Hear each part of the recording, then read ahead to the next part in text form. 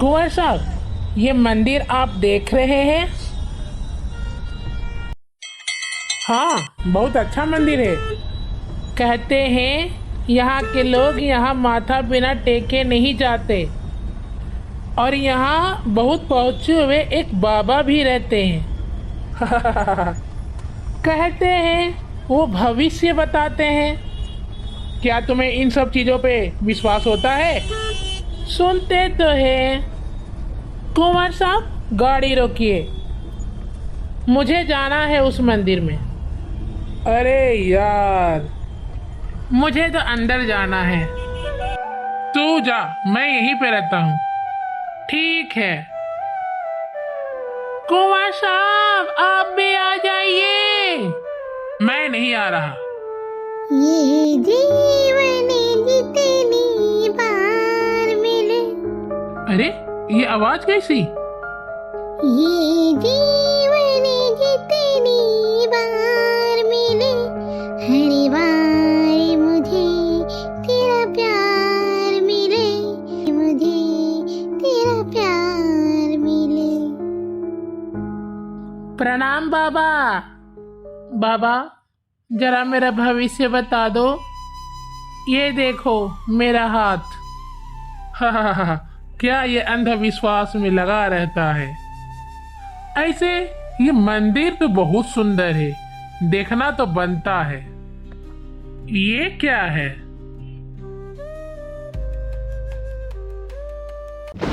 ये झटका कैसा? सूरज बाबू? क्या बोले? सूरज? मैं बस अभी आया, आप यहीं पे रहिए। अरे साहब, आप यहाँ आ गए? चलते हैं, हो गया मेरा काम। हाँ, मुझे भी अजीब लग रहा है। चलते हैं। बाबा, वो सूरज बाबू आ गया। क्या कह रहे हो? क्या सूरज बाबू आ गया? हाँ बाबा, मैंने अपने आंखों से देखा है। मुझे ले चल वहाँ। मैंने उन्हें यहीं पर रुकने के लिए बोला था। कोई बात नहीं, उसे यादें खींच ही लाई। अगर सूरज आया तो एक दिन देवी भी आएगी। नमस्ते भाई साहब। कुंवर बेटा आ गया? बस आ ही रहा है। ऐसे तुम्हें क्या फिक्र? आप तो बस शतरंज खेलिए। आपको तो शतरंज का बाप होना चाहिए था। क्या तुम मुझे गुस्सा दिला रही हो? अरे नहीं नहीं। लगता है मेरा बेटा आ गया। हाँ, चलते हैं। माँ, प्रणाम माँ। खुश रहे मेरे लाल। ये कैसी पढ़ाई है बेटा, जो माँ की आंखें तरस जाती है अपने बच्चों को देखने के लिए? बताओ। अरे माँ, पढ़ाई वढ़ाई सब खत्म, अब मैं आप ही के साथ रहूंगा। चल बेटा। अरे डैडी, जीते रहो बेटा। नमस्कार अंकल। अरे बेटा, खुश रह खुश रह।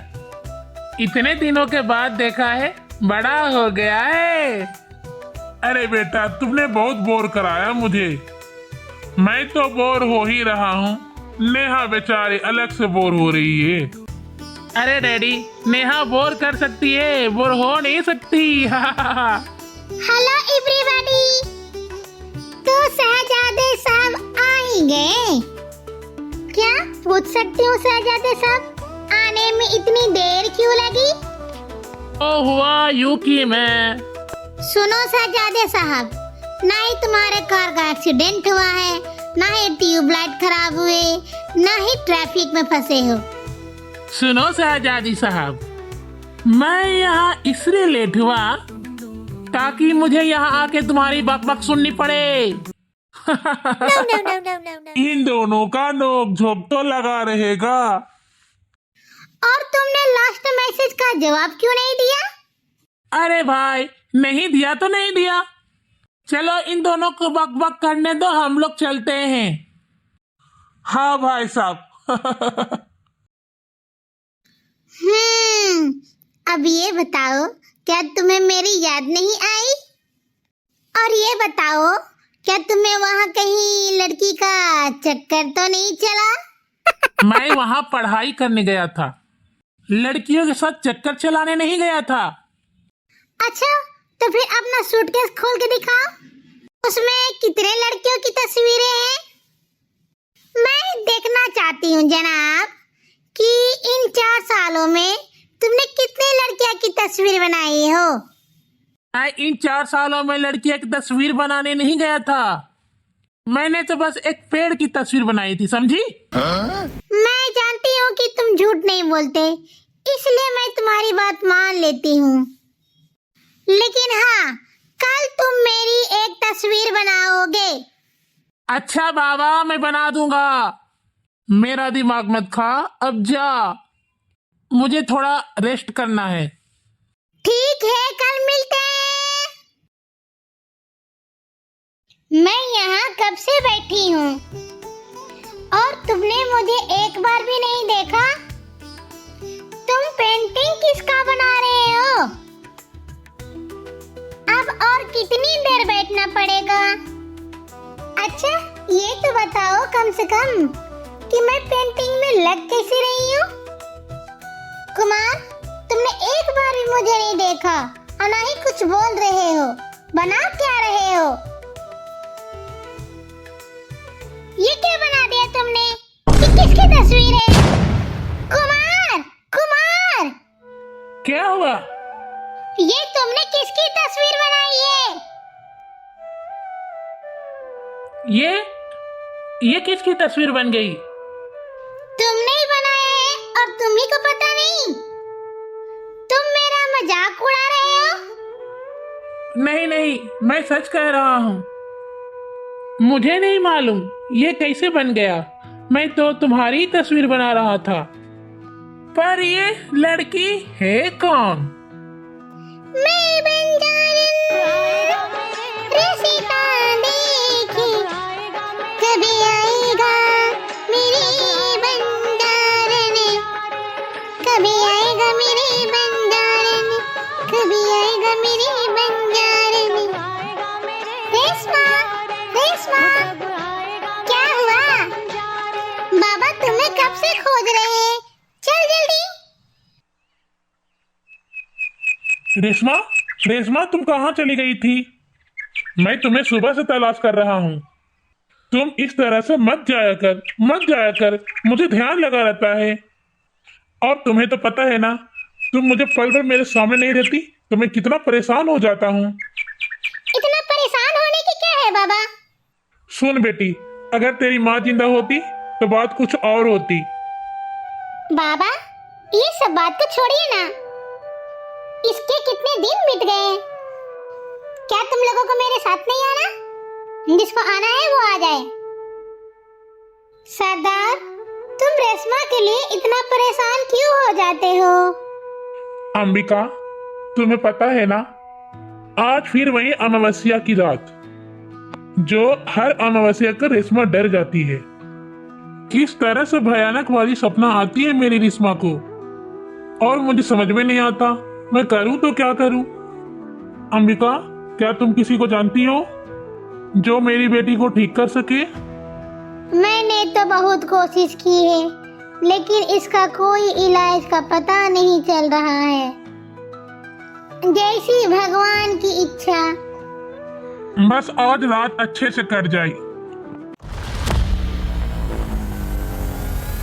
नहीं, नहीं, मैं तुम्हें छोड़ूंगा नहीं। नहीं! क्या हुआ बेटी? फिर वही सपना बाबा। ये अमावस्या की रात को मुझसे क्या दुश्मनी है बाबा? कुछ नहीं बेटी, कुछ नहीं, ये सपनों से क्या डरना। आंखें खुली और सपना खत्म। तुम्हें कुछ क्यों नहीं दिखाई देता? मुझे लगता है सरदार, इसे भूत प्रेत का चक्कर है। क्यों उदयपुर ले जाकर किसी तांत्रिक से दिखाए? ना ना ना, मैं अपनी बेटी का मजाक नहीं बनाना चाहता। मुझे लगता है वो प्राचीन मंदिर है, मैं रेशमा को वहां ले चलूं। वहां के बाबा देखेंगे, बताएंगे, शायद रेशमा ठीक हो जाए। हम कल सुबह ही निकल लेंगे। यही वो मंदिर है जहां बाबा रहते हैं। लेकिन आज बाबा नहीं है मंदिर में, हम कल बाबा से मिलने जाएंगे। तब तक हम पास वाले किसी जगह में रह लेंगे। ठीक है सरदार। सुनो, आज रात हम यही बिताएंगे। यहाँ कितना सुंदर नजारा है। ऐसा लग रहा है कि मैं यहाँ पहले भी कभी आई हूँ। मैं खाट लगा देती हूँ। ये आवाजें कैसी? चल के देखो तो, ये आवाज कहाँ से आ रही है?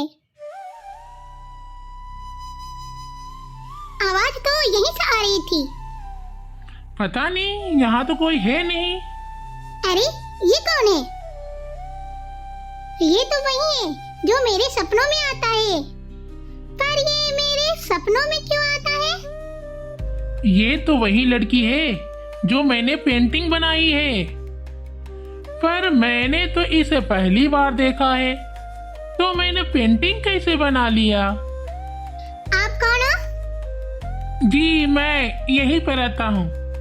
अच्छा, हम लोग यहाँ पास वाले मंदिर है ना, वहाँ एक बाबा रहते हैं। हम लोग उसी बाबा से मिलने आए हैं। और आपकी तारीफ? मैं तो यहाँ से गुजर रहा था। मुझे पता नहीं, मुझे किसी की आवाज ही सुनाई दिया। आवाज?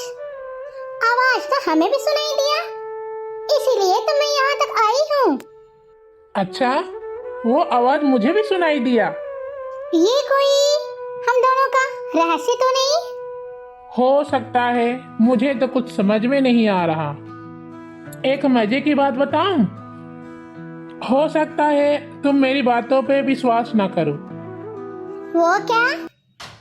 मैंने ना एक घर में एक पेंटिंग बनाई थी किसी और की। पेंटिंग तुम्हारी बन गई। मुझे समझ में नहीं आता, मैंने तो तुम्हें आज पहली बार देखा है, तो मैंने पेंटिंग कैसे बना लिया? अच्छा ये बात है, तो फिर मेरी भी सुनो। मैं रोज अमावस्या की रात को मैं सपने देखती हूँ और उस सपनों में तुम्हें दिखाई देते हो। वो कैसे? पता नहीं क्या रहस्य है। जो भी हो, आज तुम मुझे मिल गए। चलो कहीं आसपास घूमते हैं। हाँ, अब तो हम दोनों में जान पहचान भी हो गई है। चलो। ओहो, बारिश भी होने लगी। लगता है मौसम खराब हो रहा है। आज लग रहा है वो दिन आ रहा है। आज ऐसा संकेत हो रहा है कि मैं अपनी आज बेटी से मिल पाऊंगा। मौसम का भी देखो नजारा, सारे संकेत उसी के दे रहे हैं। कहाँ हो सूरज, देवी, मुझे इस जीवन से मुक्त करो। चलो बाबा, घर चलते हैं। हाँ चलो। ओहो, ये बारिश तो रुकने का नाम ही नहीं ले रहा। अब हमें कुछ टाइम यहीं पे बिताना होगा। बाबा भी इंतजार करते होंगे। बाबा वो देखो, देवी, सूरज, देवी। नमस्ते बाबा। आपको गलतफहमी हुई है बाबा। मैं देवी नहीं, मैं रेशमा हूँ। हाँ बाबा, ये रेशमा है। उस दिन आप भी मुझे सूरज बोल रहे थे। मैं सूरज नहीं, मैं कुमार हूँ। मुझे कोई गलतफहमी नहीं हो रही है। तुम मेरी बेटी देवी हो और ये सूरज। चलो मेरे साथ, मैं तुम्हें कुछ दिखाता हूँ। आइए। ये नहीं वो जगह, और ये तुम दोनों ही हो। ये तुम दोनों का दूसरा जन्म है। ये आप क्या बोल रहे हो बाबा? हाँ बेटी, मैं सच बोल रहा हूँ। तो अब मुझे धीरे धीरे वो कड़ियाँ समझ में आने लगी है। ये मैंने पेंटिंग कैसे बना लिया था। हाँ, और मेरे सपने में तुम दिखाई देते थे। और हम लोग एक दूसरे को जानते भी नहीं है। तुम दोनों एक हो, पहले भी आज भी, इस जन्म में भी तुम दोनों एक हो। मुझे माफ कर दो बिटिया, मेरी वजह से पिछले जन्म में तुम दोनों बिछड़े थे, लेकिन इस जन्म में मैं तुम दोनों को मिला के रहूंगा। हुआ क्या था बाबा? उसके लिए मैं तुम्हें एक कहानी सुनाता हूँ। तुम दोनों एक दूसरे से बहुत प्यार करते थे। पिछले जन्म में सूरज था बंजारन और देवी थी राजघराने की राजकुमारी, और यही हम लोगों को मंजूर नहीं था कि राजकुमारी एक बंजारन से प्यार नहीं कर सकती। मैं पूछ रहा हूँ देवी कहाँ है? हुकुम, सूरज बहुत हरामी निकला। वो देवी के साथ नदी किनारे, उसकी ये मजाल। इस बंजारे को तो मैं छोड़ूंगा नहीं। हवेली के बेताब दीवारों पर अपना नाम लिखवाना चाहता है। गिर जा, उसे फौरन पकड़कर हमारे पास लेके आओ। मगर देवी बेटिया के बारे में भी सोचिए हुकुम। उसके बारे में क्या सोचना? वो अगर कीचड़ में नहाना चाहे तो हम उसे कीचड़ में नहाने देंगे? हम ठाकरों की बेटियों को वही शादी होता जहां उसे माँ बाप चाहे। हम अगले महीने अपनी देवी बिटिया को किसी वीर आदमी के साथ शादी करवा देंगे।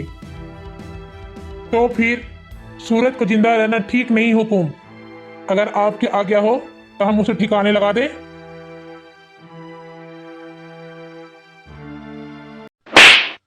देवी, सूरज को मारने की बात तुम लोगों ने सोचा भी कैसे?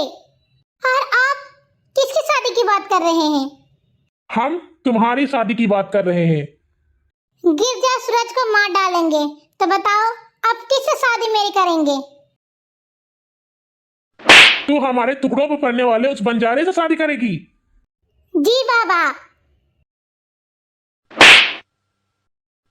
आप मारते मारते थक जाएंगे बाबा, मगर मेरा जवाब नहीं बदलेगा। अगर जवाब नहीं बदलेगा, इस हवेली की मान मर्यादा के अनुसार हम तुम्हें इस हवेली में जिंदा गाड़ देंगे। ये भी करके देख लीजिए बाबा।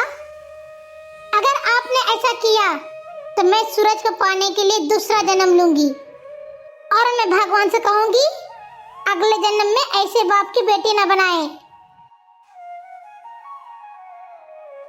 हुकुम, आप और यहाँ मुझे बुला लिया होता? मेरा कसूर हुकुम? तेरे पास जो जिंदगी है वो हमारा एहसान है।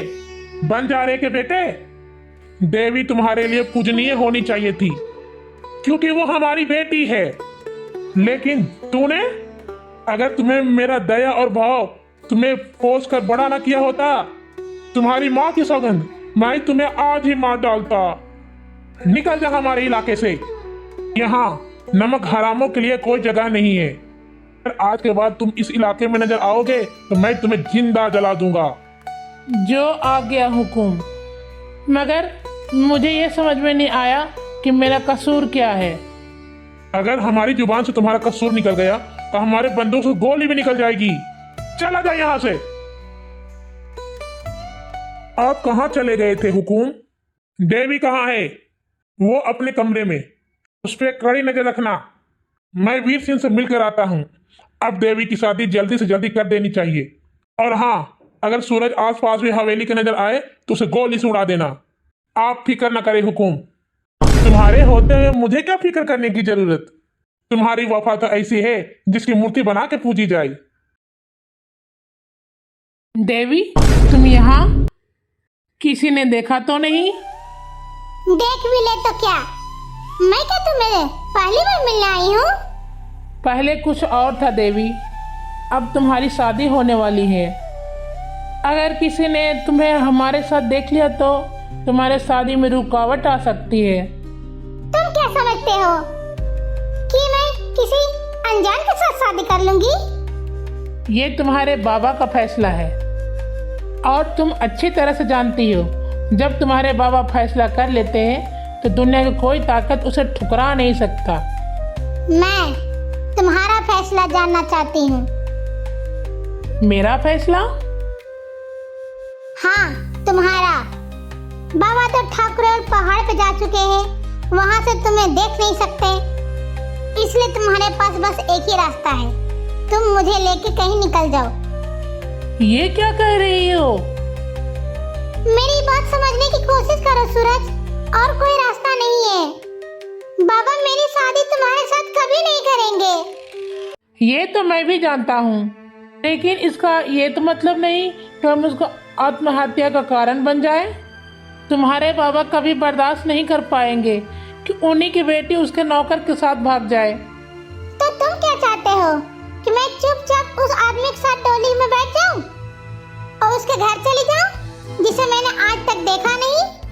नहीं सूरज, ये मुझसे नहीं होगा।